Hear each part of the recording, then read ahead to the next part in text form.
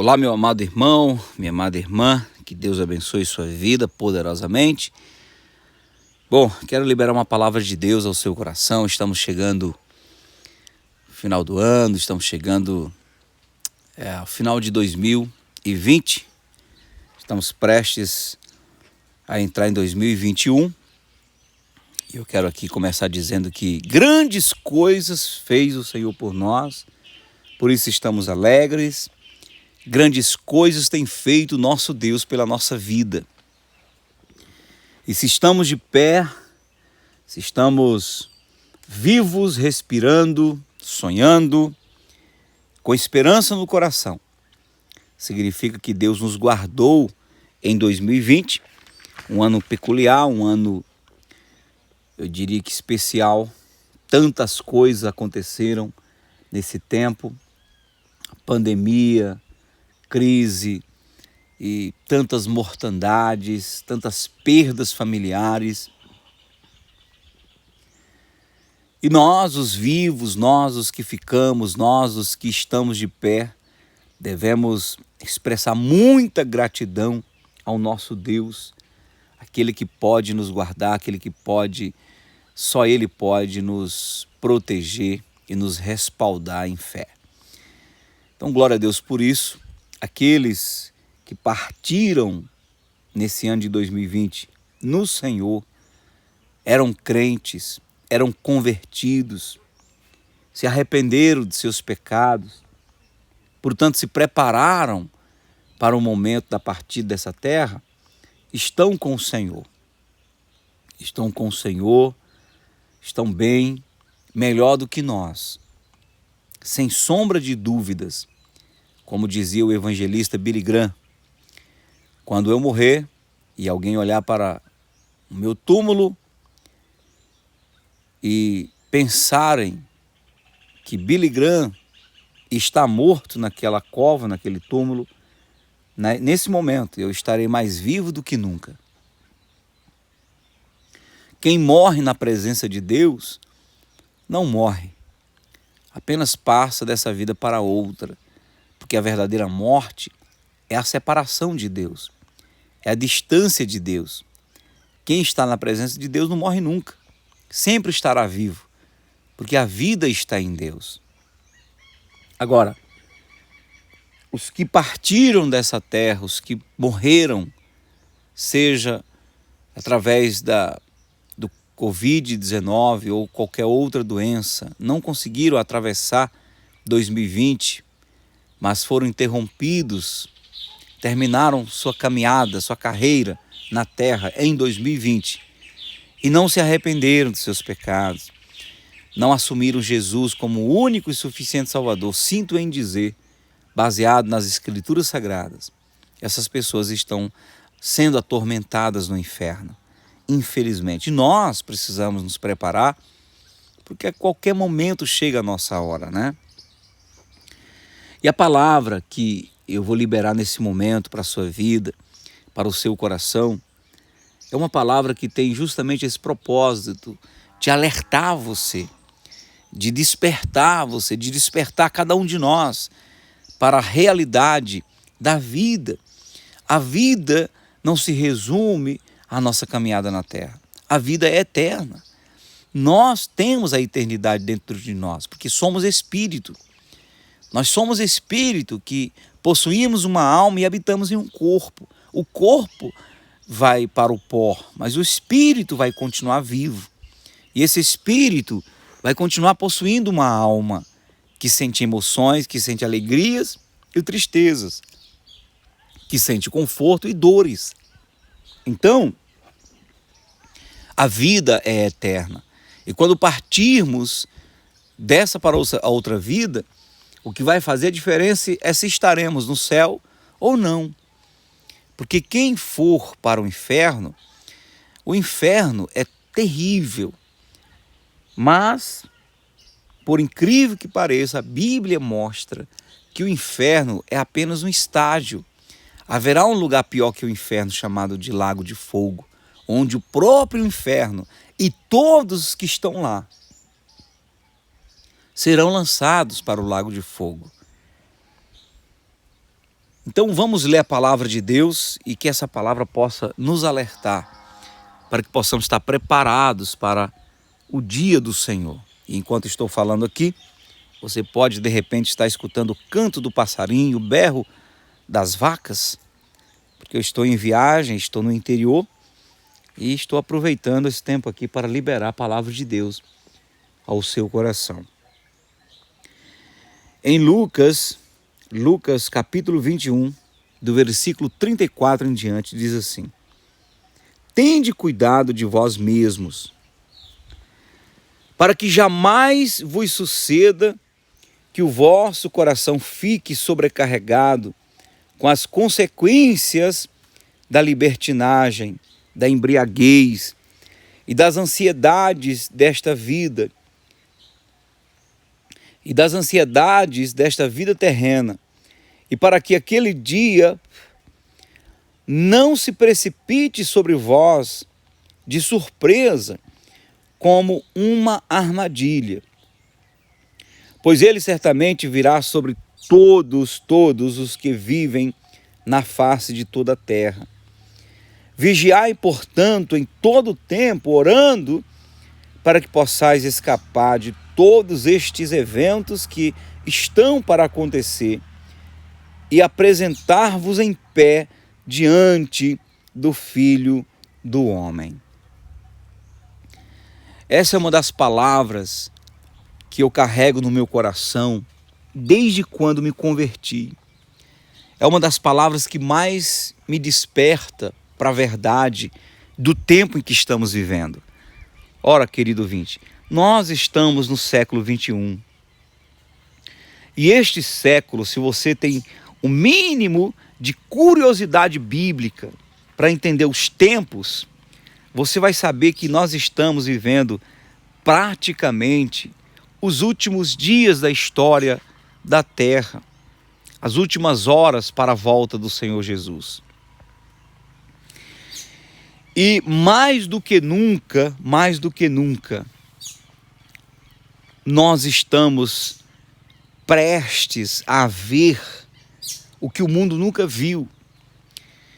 E isso fala da grande tribulação e também fala da volta do Senhor Jesus. Quando o Senhor Jesus fala nesse texto e nos alerta para estarmos prontos, para estarmos de pé, ele vai dizer: vigiai, orai em todo tempo, para que possam evitar todos estes eventos, para que possam, para que sejais dignos de evitar todas estas coisas que hão de acontecer. Que coisas são essas? Jesus, no texto inteiro, vem falando dos acontecimentos dos últimos tempos. Ele fala de guerras, rumores de guerras. Ele fala de terremotos, desequilíbrio da natureza. Ele fala do bramido do mar e das ondas. Ele fala das pestilências, das epidemias, pandemias. Ele vai falando do esfriamento do amor, do aumento da iniquidade. Ele vai falando de tudo que iria acontecer nos últimos tempos, e nós sabemos que essas coisas já estão acontecendo. Só que Jesus fala, olha, haverá a grande tribulação, haverá o tempo em que o mundo vai ser assolado pelo governo do anticristo. O anticristo, aquele que vem trazendo a marca 666, ele trará um governo de 3 anos e meio de tranquilidade, de conforto, de paz, porque tudo que ele vai trazer será como sugestão. Mas depois de 3 anos e meio, a Bíblia diz que ele vai trazer grande tribulação, porque tudo que ele tem vai ser imposto. Ele vai impor. E quem não fizer a marca dele, não vai comprar nem vender. E quem não adorar a imagem da besta, vai morrer. Então vai ser uma perseguição, porque haverá aquele grande número de pessoas que conhecem a Bíblia que não vão concordar. E aqueles que politicamente não vão se aderir ao anticristo também serão perseguidos. Então vai ser um tempo de grande tribulação. Jesus disse que nunca houve, nem tampouco haverá, um tempo tão escabroso, tão horripilante, tão terrível, tão apavorante, um tempo de terrores, tempo de pavores. A Bíblia diz que os homens desmaiarão de terror pelo bramido do mar e das ondas, porque concomitante à administração cruel do anticristo, a Bíblia também fala que é nesse tempo que as pragas, as piores pragas do Apocalipse vai estar acontecendo. A Bíblia fala que haverá espíritos, demônios em formas de rãs, que vão sair do próprio inferno para atormentar a terra. Vai surgir uma peste que vai ser um inseto, um bicho, um monstro, que ele tem cauda de escorpião, cara de homem, corpo de cavalo, asa de águia. Ele vai ter um formato de vários seres. E ele vai sair por toda a terra e ele vai sair ferroando, picando os seres humanos. O anjo vai liberar uma ordem para que eles não toquem aqueles que têm a marca do sangue do Cordeiro. Porque nesse tempo ainda vai ser possível pessoas se arrependerem de seus pecados e assumir Jesus como Senhor e Salvador. Mas todos aqueles que fizerem a marca da besta, eles serão atingidos por essa peste. E a ferroada é como a ferroada, a dor de escorpião, só que com detalhe: a dor não passa. A dor terá um tempo de 6 meses de duração. Aquela dor constante sem passar. Nesse tempo as pessoas serão tão atormentadas que a Bíblia diz que elas correrão atrás da morte. E a morte fugirá deles. É nesse tempo em que as pessoas vão viver como zumbis. Veja como os zumbis produzidos pelo entretenimento, pelos filmes, pelas séries, como que eles andam? O zumbi sugere que é alguém que morreu, perdeu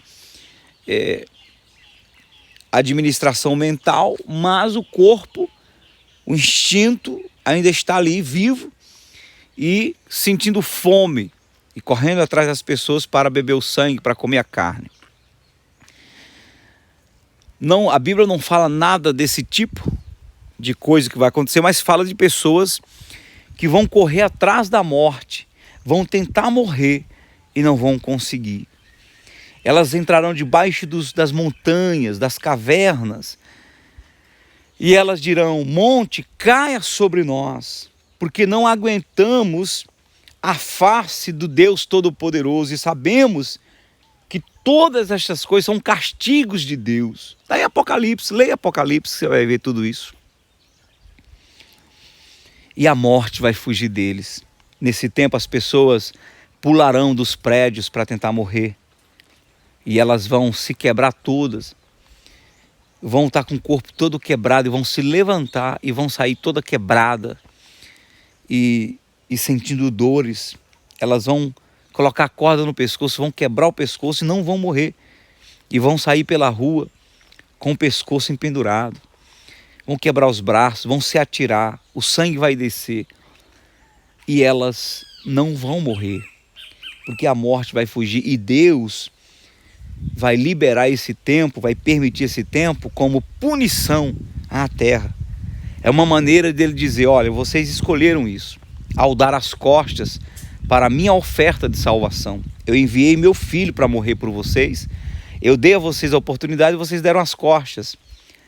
E esse é o resultado, esta é a consequência de quem dá as costas para o Filho de Deus.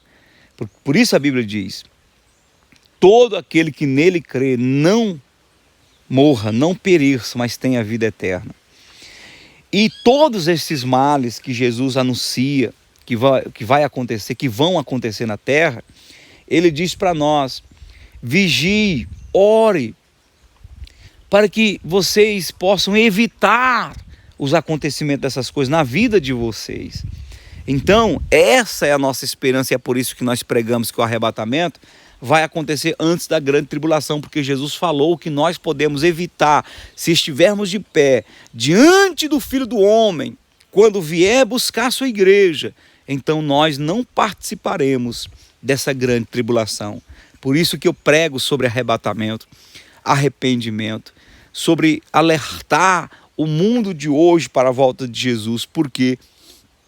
Porque se você, ouvindo a minha voz, for despertado, se você acreditar no que eu estou falando e se preparar, você vai ser salvo da grande tribulação.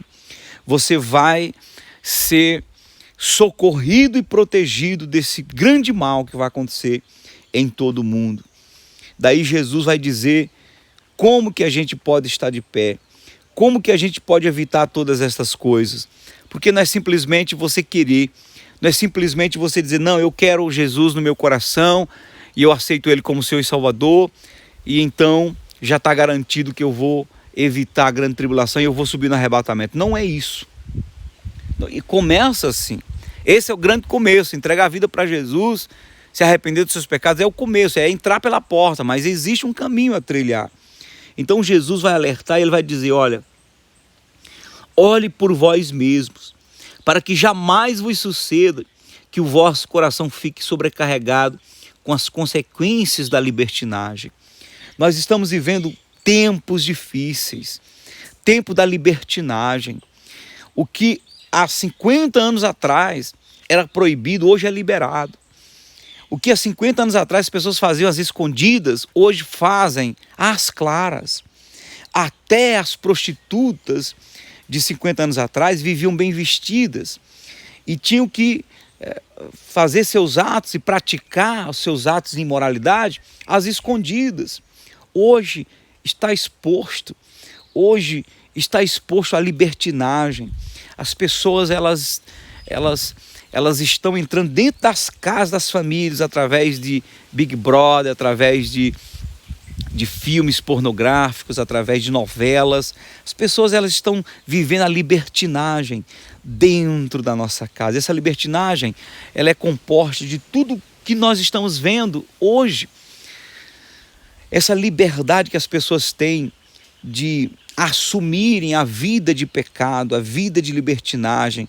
Hoje, em pleno dia, ou às 7 da noite nas novelas, tem os beijos de homem com homem, mulher com mulher, tem cena de sexo, e tem as bebedeiras, e tem as libertinagens acontecendo, as orgias acontecendo, os filmes, e as ruas, carnavais, as festas, as pessoas fazem sexo na rua.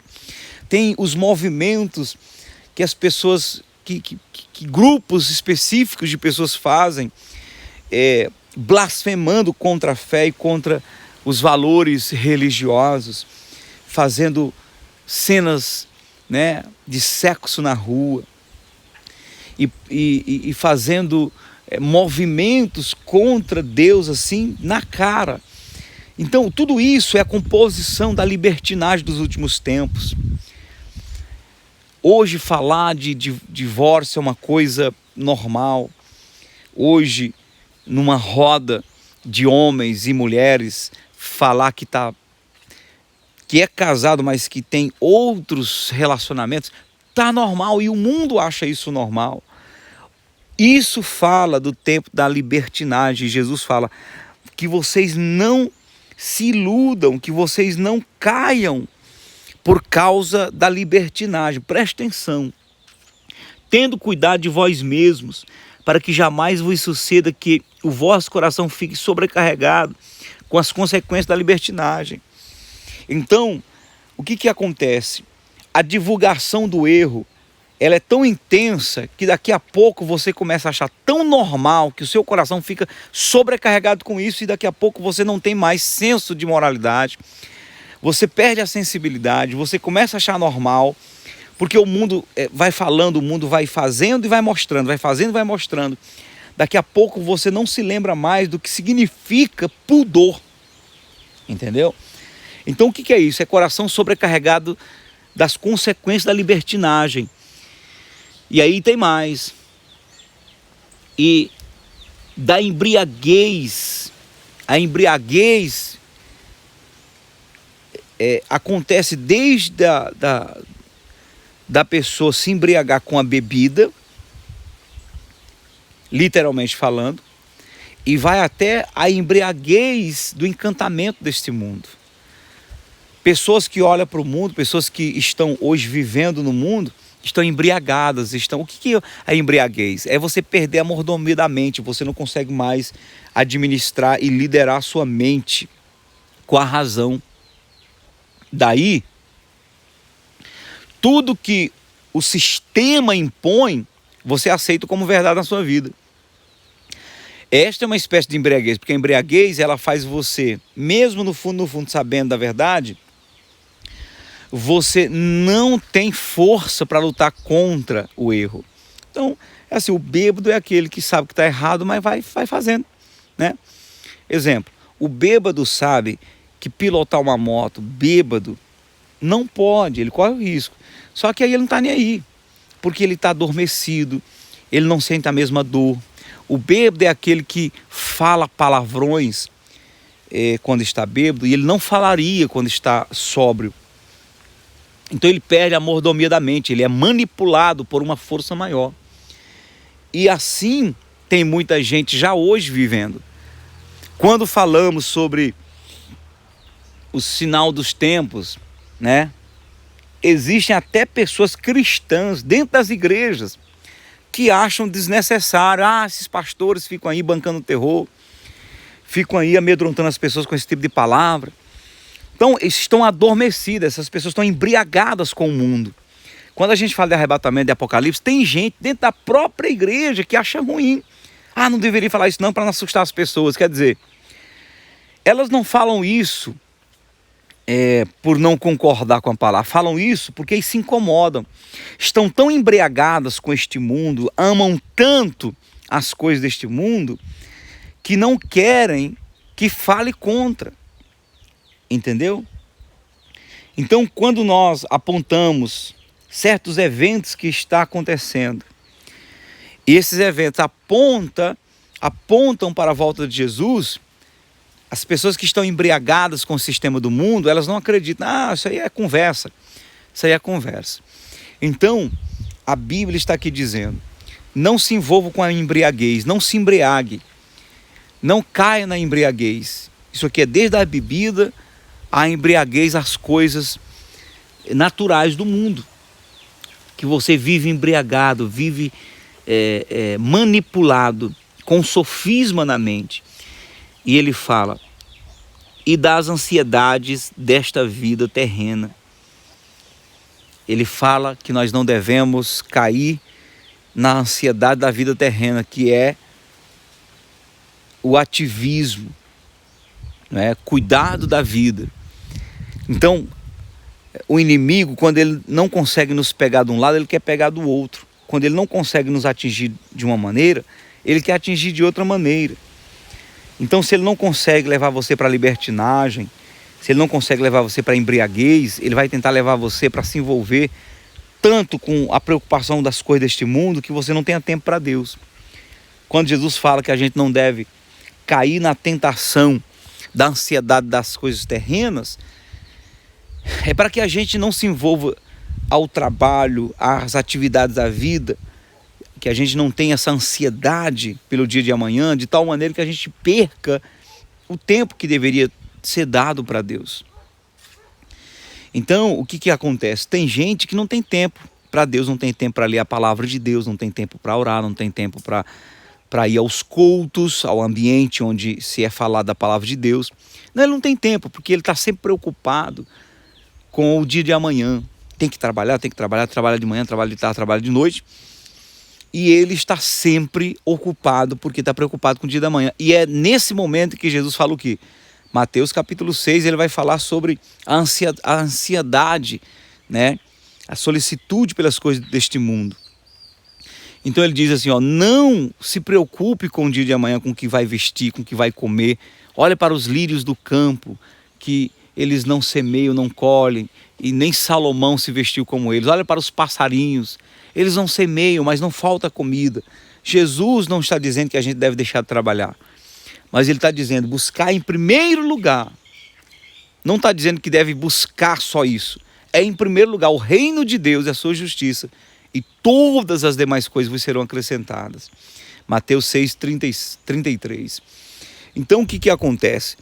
Busque em primeiro lugar, dê o primeiro lugar para Deus. Priorize Deus na oração, na palavra, nos cultos. Não troque, não deixe de participar do culto que a tua igreja promove para você. Não deixe de participar para ir ganhar mais um dinheirinho, para ir ficar ocupado pensando no dia de amanhã, porque você rala, perde a tua salvação e ainda não tem a prosperidade de Deus na sua vida. Quem busca em primeiro lugar o reino de Deus, garante a sua salvação e ainda tem as coisas acrescentadas. Aquilo que você necessita vai ser acrescentado, ou seja, o trabalho de 2 horas vai servir pelo trabalho de uma semana, porque Deus vai fazer multiplicar na sua vida.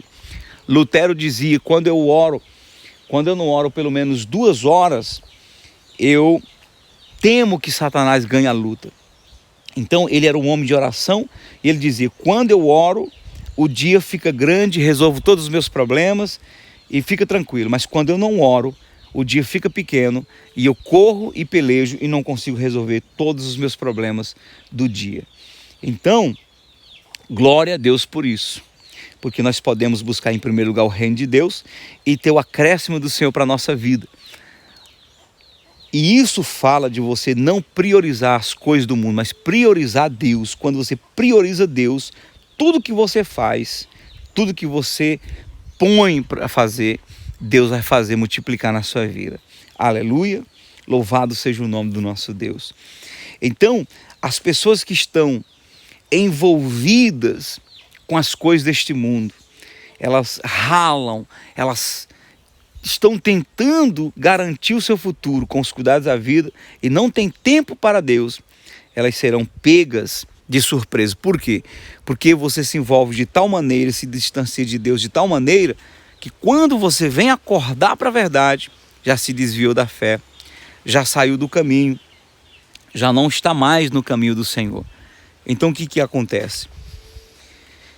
A Bíblia fala das 5 virgens prudentes e 5 imprudentes. As prudentes eram prudentes porque elas tinham lamparinas acesas, ainda tinha muito azeite nas vasilhas. As imprudentes, porque elas tinham lamparinas acesas, mas não tinha azeite suficiente para manter acesas as lamparinas. E aí, quando o noivo chegou, que é a volta de Jesus, elas estavam com as lamparinas apagadas e não puderam subir, somente aquelas que estavam com a lamparina acesa. Então o que acontece? Quando eu deixo de buscar Deus, quando eu busco somente as coisas deste mundo, o azeite vai acabando. O azeite é o Espírito Santo, é a graça de Deus na nossa vida. Vai acabando, daqui a pouco a vela apaga, a lamparina apaga. Aí você pensava que estava firme, quando acorda, você já está desviado da fé e não tem mais força para voltar. Por isso que o apóstolo Paulo diz o quê? Aquele que está de pé, cuide para que não caia, se é que já não tenha caído da fé. Entendeu?